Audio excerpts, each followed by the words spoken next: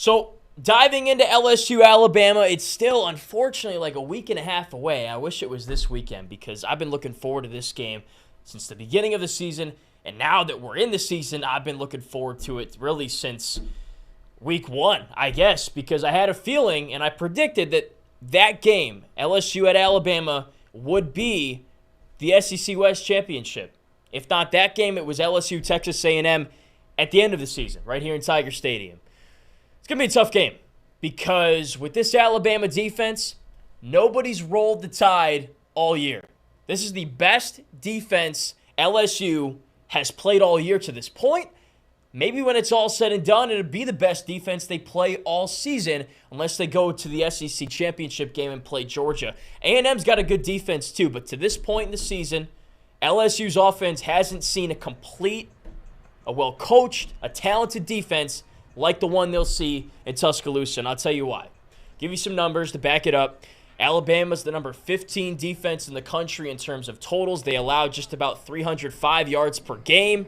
They also get great pressure in opposing backfields. Number 4 in FBS in sacks with 29 for the season and 3.6 per game. So it doesn't really matter who they're playing. This front, the linebackers, they get into that backfield and they wreak some havoc. They certainly did so against Tennessee in their impressive win on the third Saturday in October this past weekend here.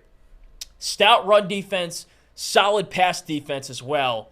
The run defense allows just about 3 yards per carry and 108 per game. And the passing defense under 200 passing yards per game and about 10.8 or 2.8 per completion. So they don't really give up the big plays. I've seen them get hit on with those big plays against Texas, even against Tennessee in a time or two. But the point is, Alabama's got a very complete defense, one, again, that LSU hasn't seen this year. Gave credit to Auburn and Missouri. Going into those matchups, they had good defenses, and we tried to alert you of that. Hey, these units, you got to watch out for them, right? But since playing LSU, they've regressed. Missouri's down, I think, in the 40s for total defense. Auburn's out of the top 50, and they were top 25 at the time LSU played them. So I guess what that means is that, hey, those defenses finally played a good offense, and LSU just took care of business and just kept that train rolling. Doesn't matter what obstruction is on the train tracks, that train just plays the horn and just rolls on. And that's what I'm wondering if we'll see against Alabama. They've got a good defense, top 15. Auburn was top 25. LSU plays Auburn, a defense ain't that good. LSU playing Missouri, solid defense, good against the pass, stout against the run. Tape would beg to differ after watching LSU go to Missouri and put up 49 points. I know there was a couple defensive points in there, but for the most part, that offense was moving up and down the field the whole game. Is that what we'll see against Alabama? I've tried to hypothesize this a few times. Hey, it doesn't matter what defense plays against LSU. The way that they can attack defenses, it doesn't matter what you got, how good your run defense is, how good your pass defense is.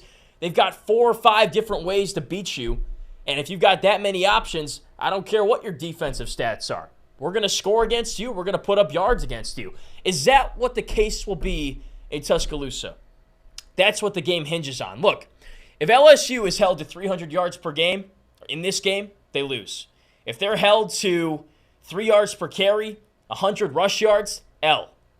Under 200 passing yards, that's a loss. Because we know what this LSU defense is. It's better, but it's not great. The offense has had to carry the mantle in most of the big games this year and put up, at the bare minimum, I'd say 35 points to win. That might be what you need to do in this game. Alabama doesn't have a great offense, but they're at home. They're getting better. They have big playability. They've got a decent run game. So you never know. You might need to put up 35 to win this game. That's not necessarily what I would say right now because I think it's going to be a little bit of a lower scoring game. But that might be what you have to do. So, talked about it. This Alabama defense gets a lot of pressure. That offensive line has to protect. Emory Jones, LSU starting right tackle, went down in the Auburn game. Didn't see him against Army. Perhaps taking that week and now this open week and part of the next week even to rest, recover, get ready for this game. If he doesn't go, Lance Hurd, the true freshman, has to play the game of his life because we know what's coming. I'm telling you what's coming. A lot of pressure. They're going to turn up the heat, try to get after Jaden Daniels, and LSU's got to be ready. They got a stout run defense, so you got to attack the perimeter. You got to open up the run game with the passing game. But good luck with that because Alabama's got a good passing defense again. So look, this is a prove-it game for LSU. Prove you can win the SEC. Prove you can win the SEC West. Prove you're a national title contender. And also prove that this offense doesn't just feast against bad defenses. It can also go into another opponent's house and cook that defense no matter what the numbers are on this right here or this right here. Prove it on Saturday against Alabama. Bring your offense, put up the points we've seen every week, win that game. And I got nothing else to say. Nobody else will have anything else to say. Nothing you can say to criticize this team. Nothing you can say to doubt this team. If LSU goes to Alabama and beats the Tide, and the offense puts up the numbers they've been putting up week after week, school record numbers I might add, this team's winning the SEC. Book it.